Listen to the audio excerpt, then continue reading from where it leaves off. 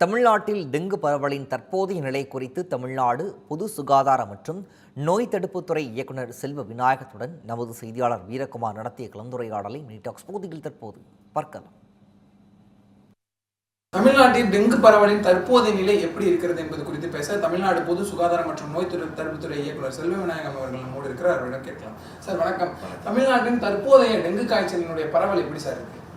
இப்போதைக்கு இது வந்து யூஷுவல் சீசன் இருக்க மத்து தான். ஸோ டில் டிசம்பர் வரும் ஓரளவுக்கு கேஸ் வரும்னு நாங்கள் எதிர்பார்க்குறோம். ஸோ இப்போ ஆவரேஜாக வந்து ஒரு 70லேருந்து 100 அளவுக்கு ஒரு நாளைக்கு கேஸ் ரிப்போர்ட் ஆகிட்டு இருக்கு. இது வந்து நாங்கள் எதிர்பார்த்த அளவில் தான் இப்போ கேஸ் இருக்குது. கூடுதலாக எந்த மரணங்களும் இல்லை. பட் இதுக்கு உண்டான தடுப்பு நடவடிக்கை எடுத்துகிட்டு இருக்கிறதால நம்மளால் இதை ஃபுல்லாக கண்ட்ரோலில் வச்சுருக்க முடியும். சார் என்னென்ன மாதிரியான முன்னெச்சரிக்கை தடுப்பு நடவடிக்கைகள் இப்போ வரையும் எடுத்துகிட்டு இருக்கோம் சார் நம்ம? ஸோ இப்போ இதில் வந்து 2 விதமாக பண்ணுவோம். ஸோ ஒன்று வந்து ஃபீவர் சர்வீலன்ஸ், எங்கெங்கெல்லாம் ஜுரம் வருது அப்படிங்கிறத ஹாஸ்பிட்டல் வைஸ் நம்மளால் கணக்கெடுத்து அதை கொண்டு எந்த ஏரியாவில் எந்த வில்லேஜில் எந்த வார்டில் இந்த டெங்கு கேஸ் வருதுன்றதை கண்டுபிடிச்சி அதுக்கு உண்டான நடவடிக்கை எடுப்போம். ஸோ அதுதான் வந்து வெக்டார் கண்ட்ரோல் சொல்லுவோம். ஸோ எந்த இடத்துல மஸ்கிட்டோ இருக்குன்னு தெரிஞ்ச பிறகு அதுக்கு உண்டான சோர்ஸ் ரிடக்ஷன் அங்கே உள்ள லோக்கல் பாடியோட துணையோட இதை நம்ம பண்ணிட்டு இருக்கோம். இந்த 2 தொடர்ந்து பண்ணோம்னா நம்மளால டெங்கு கேஸை குறைக்க முடியும். அப்படி ஏதாவது கேஸு ரிப்போர்ட் ஆச்சுன்னா அதை டயக்னோஸ் பண்ணுறதுக்கோ இல்லை அதை மேனேஜ் பண்ணுறதுக்கோ போதுமான அளவுக்கு மருந்து மாத்திரைகள் டயக்னோஸ்டிக் கிட்ஸ் எல்லாமே நம்மக்கிட்ட சஃபிஷியண்ட்டாக ஸ்டாக்ஸ் இருக்குது.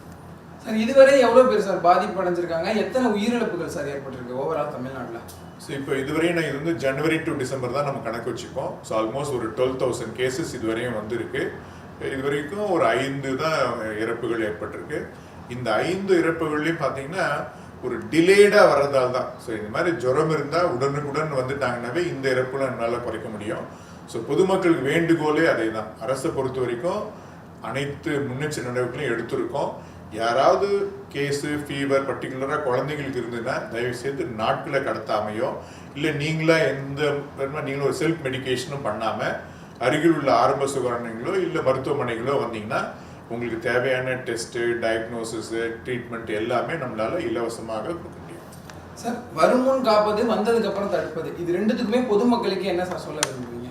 ஸோ பொதுமக்கள் வந்து ரிக்வஸ்ட் என்னென்னா, இந்த டெங்கு உற்பத்தியாகிற கொசு வந்து நம்மளோட வீட்டை சுற்றி இருக்கிறது மட்டும்தான்.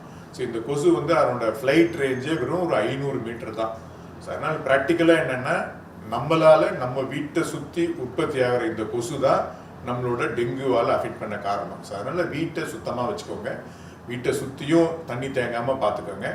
அடுத்து வந்து இது மாதிரி ஏதாவது ஃபீவர் வீட்டில் யாருக்கு வந்தாலும் சரி உடனுக்குடன் நீங்கள் ஹாஸ்பிட்டல் அணுகுங்க. சில டைமில் ஒரு 2 நாள் 3 நாள் கழித்து உங்களுக்கு ஃபீவர் குறைஞ்ச மாதிரி இருந்தாலும் இதை அலட்சியமாக விட்டுடாமல் தொடர்ந்து கண்காணிப்பில் இருங்க. இவ்வளோதான் பொதுமக்களுக்கான வேண்டுகோள். அறிகுறி தெரிந்தால் அலட்சியப்படுத்தாமல் உடனடியாக அரசு மருத்துவமனையை நாட வேண்டும் என பொது சுகாதாரம் மற்றும் நோய் தடுப்புத்துறை இயக்குநர் செல்வ விநாயகம் நம்மிடம் தெரிவித்திருக்கிறார். தமிழ் ஜனம் செய்திகளுக்காக ஒளிப்பதிவாளர் பிரதீப்புடன் செய்தியாளர் வீரகுமார்.